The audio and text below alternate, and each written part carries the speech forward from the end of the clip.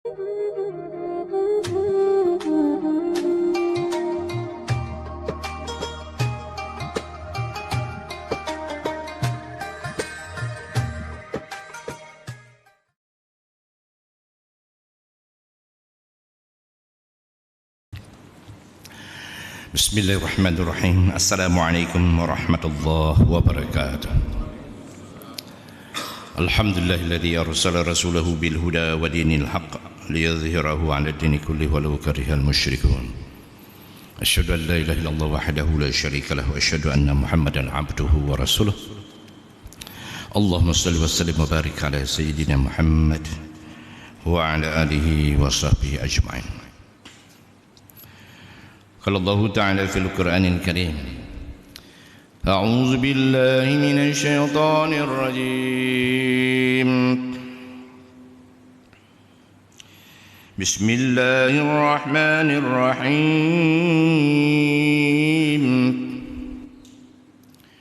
والشمس وضحاها والقمر إذا تلاها والنهار إذا جلاها والليل إذا يغشاها والسماء وما بناها والأرض وما طحاها ونفس وما سواها فألهمها فجورها وتقواها قد أفلح من زكاها وقد خاب من دساها كذبت ثمود بتغواها إذ انبعث أشقاها فقال لهم رسول الله ناقة الله وسقياها فكذبوه فعقروها فدمدم عليهم ربهم بذنبهم فسواها ولا يخاف عقباها. وقال رسول الله صلى الله عليه وسلم Man farra bidinihi min ardin ilal ardin istawjaba lahul jannah walau kana shibran wa kana rafiqa bi Ibrahim wa Muhammadin sallallahu alaihi wasallam. Syukur kita kepada Allah dengan syukur yang setinggi-tingginya karena Allah Subhanahu wa taala senantiasa telah memberikan rahmat dan nikmat kepada kita semua. Betapa di subuh yang mulia ini karena kasih sayang Allah diberikan kita taufik dan hidayahnya sehingga dapat menyelesaikan salat subuh secara berjamaah. Ini adalah perintah Allah dan ikut sunnah Rasulullah sallallahu alaihi wasallam, dan di balik itu semua begitu banyak lagi rahmat Allah dilimpahkan kepada siapa yang dapat melaksanakan salat subuh secara berjamaah, di mana pahalanya seperti salat nafil seluruh malam. Dan pada hari itu dalam penjagaan Allah orang tersebut, dan dapat lagi macam-macam doa malaikat juga mengiringi kepada orang-orang yang dapat salat berjamaah yang aminnya bersama para malaikat. Luar biasa. Sallallahu alaihi wasallam kepada junjungan kita yang besar Muhammad SAW yang telah membina kita selaku umatnya, sehingga kita menjadi insan yang beriman, yang bertakwa, yang berilmu pengetahuan serta berakhlak mulia. Yang saya muliakan Bapak Imam, para alim ulama, guru-guru kami, para tokoh masyarakat, orang tua kami, hadirin dan hadirat sidang jamaah subuh yang dirahmati Allah Subhanahu wa taala. Allah Subhanahu wa taala telah menciptakan manusia dengan sebaik-baik bentuk. Tapi kalau salah-salah, tempatnya sudah pasti neraka paling dalam. Karena itu kita dalam hidup ini harus ikut tuntunan Allah dan Rasulullah SAW. Ya, sehingga kita ditempatkan oleh Allah dalam surga, yang mana pahala terus mengalir karena amalnya sesuai dengan perintah Allah dan ikut sunnah Rasulullah SAW. Hadirin mulia, Allah menciptakan manusia, ada mata kepala, ada mata hati. Fungsi mata kepala untuk melihat perkara zahiriyah. Mata hati melihat perkara ghaibiyah. Dan mata kepala ini bisa berfungsi kalau ada dua cahaya bertemu dia, barulah dapat melihat benda-benda yang zahir di sekelilingnya. Cahaya yang di luar itu matahari, boleh lampu. Sedangkan dalam mata ada juga cahaya. Ini anugerah Allah, kemahakuasaan Allah nampak di sini. Ayat-ayat Allah nampak. Apabila cahaya mata tidak ada, meskipun di tengah matahari terik, kita tak melihat benda apapun yang ada di sekitar kita. Demikian juga sebaliknya, walaupun mata kita ada cahaya di dalam, tapi di tengah gelap gulita, malam tak ada lampu lagi, sudah matahari tak ada cahayanya, dan juga lampu tak ada, maka tak bisa melihat juga apa benda yang ada di sekitar kita. Baru dia dapat melihat ketemu dua cahaya ini, cahaya di luar dan cahaya dalam mata. Barulah dapat membaca semua apa benda yang ada di sekitar kita. Warna-warnikah, besarkah, kecilkah, dapat dilihat. Dan demikian juga ahli mulia tentang hati. Hati ini penting, dan dia punya mata. Semestinya dibukakan mata hati untuk melihat perkara-perkara ghaibiyah. Dan dia punya dua cahaya juga. Cahaya di luar adalah kitabullah dan sunnah Rasulullah SAW. Itu punya cahaya. Nur kitabullah itu Al-Quranul Karim, yang selalu dibaca dan dipelajari, ditadabbur maknanya. Dia punya cahaya luar biasa. Bahkan apalagi yang menghafal Al-Quranul Karim, menghafal hadis-hadis Nabi SAW, sangat terang cahayanya di luar. Tapi dia baru dapat melihat kalau ada cahaya hati, yang disebut dibukakan mata hatinya. Itu hidayah Allah Subhanahu wa ta'ala lah yang dapat membuka mata hatinya. Dan Allah Subhanahu wa ta'ala, begitu banyak orang-orang yang belajar Al-Quran dan hadis, tapi mata hatinya tertutup, maka dia tidak dapat mengamalkan apa isi kandungan Al-Quran dan ilmu hadis. Dan bahkan dia mengungkapkan begitu berat, merasa untuk mengamalkan Al-Quran, meskipun dia dari kecil Islam, dari lahir Islam. Begitu kita ajak sholat berjamaah, dia katakan beratlah Pak Ustaz, berat, 5 kali sehari semalam sholat berjamaah di masjid, berat.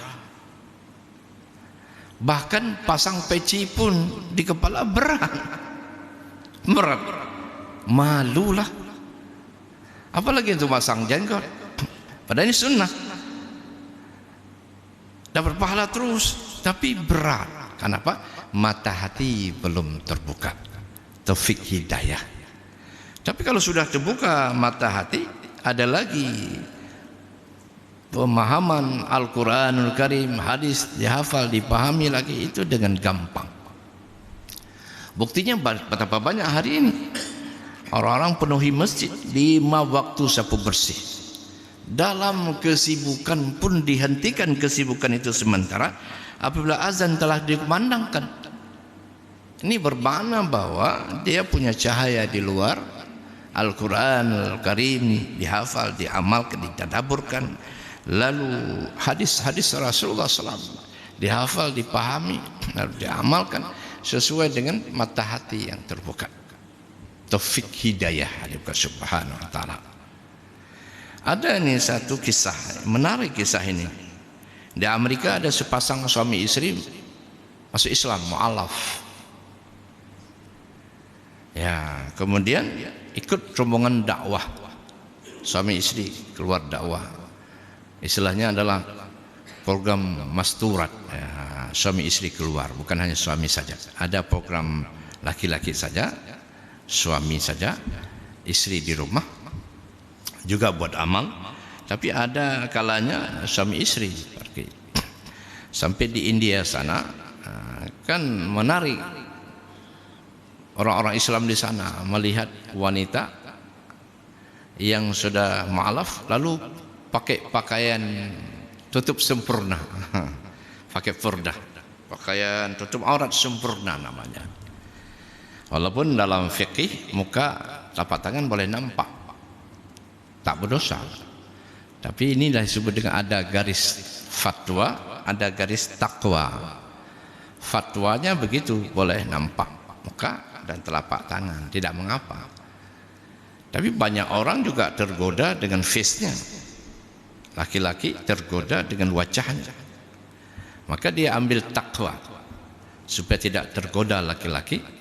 Dia tutup sempurna, cuma nampak mata saja, supaya tidak menabrak tiang-tiang listrik, pohon-pohon. Dan Allah Subhanahu wa taala, maka ada dosen di Aligarh Muslim University di India. Ini terkenal ini. Universitas yang terkenal, terkemuka di India. Wawancaralah dia. Anehnya Haji Mulia, ditanya oleh seorang muslimah yang dari kecil muslim, sejak lahir dia muslim. Dia tak pernah tutup aurat. Ya, ini anehnya. Sebuka aurat seperti orang-orang yang bukan muslim. Bagaimana anda ini bisa baru masuk Islam sudah menutup aurat secara sempurna? Kami ini di zaman yang modern seperti ini susah mengamalkan Islam. Susah, karena tantangannya begitu besar. Apalagi ya seperti musim-musim sekarang lah kita ini, godaan, rayuan, cacian macam-macam datang kepada orang-orang yang mengamalkan Islam. Ini namanya ujian Allah. Ujian Allah kepada orang-orang yang beriman. Apakah tetap istiqamah atau tidak? Dan Allah Subhanahu wa taala, apa jawaban wanita itu? Banyak orang-orang yang belajar Islam tapi tidak ikut sunnah, namanya, sehingga dia sulit untuk mendapatkan hidayah, terbuka mata hatinya. Tapi yang mengamalkan Islam atau belajar Islam pun, bukan hanya mengamal, belajar Islam pun cara sunnah, maka dengan mudah dia dapat mengamalkannya. Sebagai contoh sahabat-sahabat Rasulullah, belajar pada Rasulullah SAW, diajarkan metode pendidikannya. Ya, meskipun dulu tak ada university, tapi mereka hidupkan. Yang laki adalah belajar di masjid, wanita belajar di rumah maka masing-masing, diajarkan oleh sang suami, diajarkan oleh guru-gurunya. Saya lihat di Patani itu, pernah saya ke sana tahun 2000 dulu. Itu pendidikan pun di Patani itu ada hijab kalau gurunya laki-laki, karena tak ada guru wanita. Kemudian muridnya wanita, itu pakai hijab, suaranya itu bisa diterima dan mudah pelajarannya. Mungkin juga ada guru laki-laki, ada guru wanita. Itu mereka pada saat rapat kan perlu ketemu, maka ada hijab seperti kita ini, ada tirai, ya, salat. Lancar kegiatannya, alhamdulillah. Maka yang mulia, hasil dialog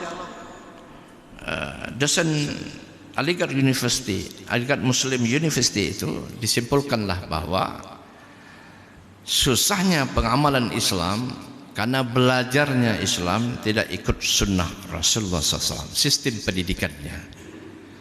Nah, begitu banyak hadir mulia orang-orang yang belajar sunnah dengan mudah mengamalkan Islam.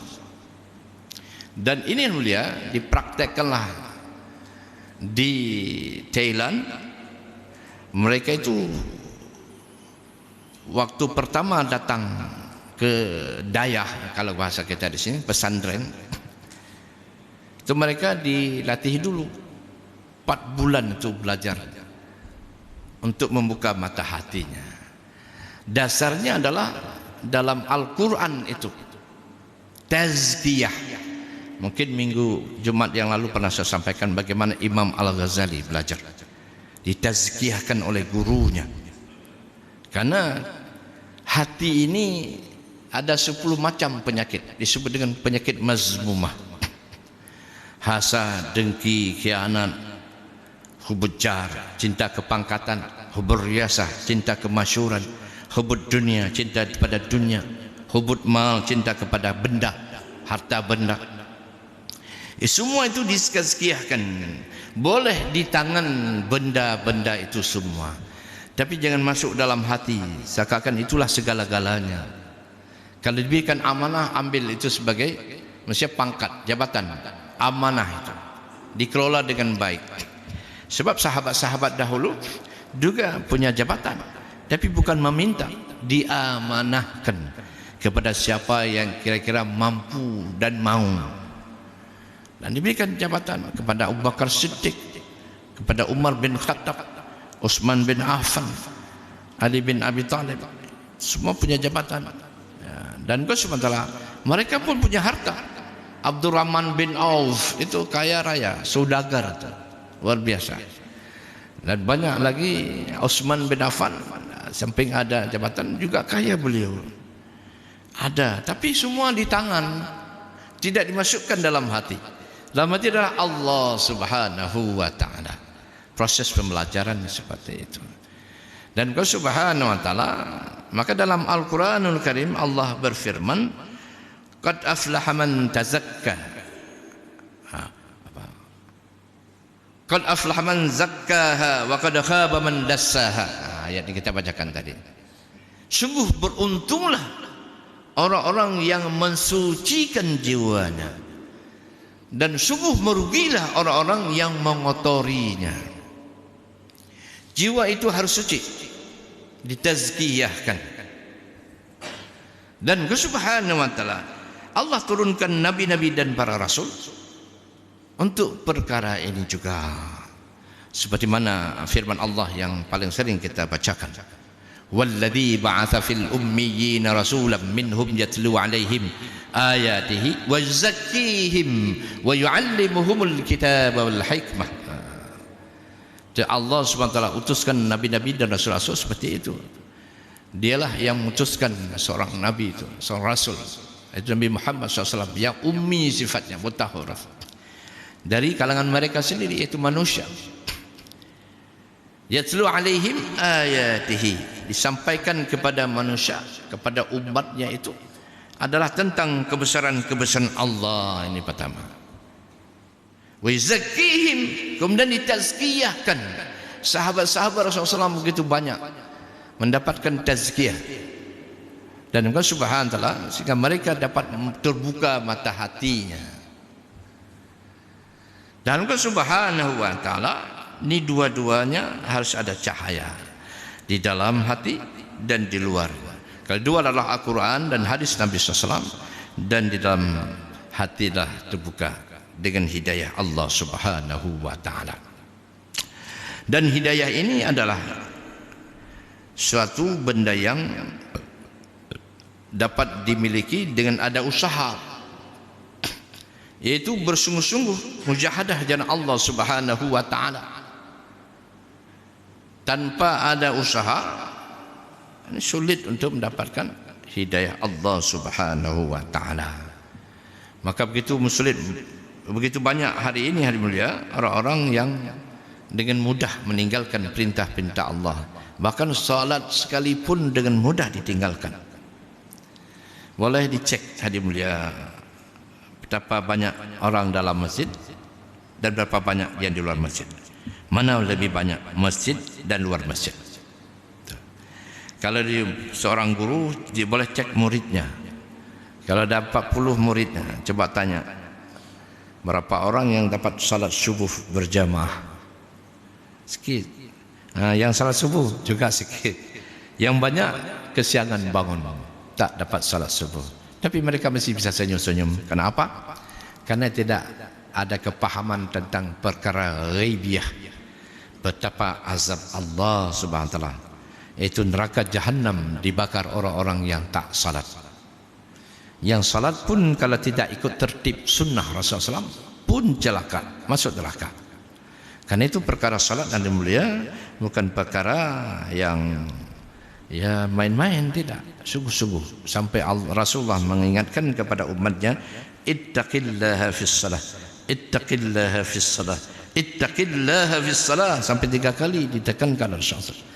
Takutilah Allah dalam perkara salat, takutilah Allah dalam perkara salat. Dan hadirin subhanahu wa taala, karena itu kita ini adalah perlu usaha untuk mendapatkan hidayah dari sisi Allah, itu dengan cara mujahadah di jalan Allah.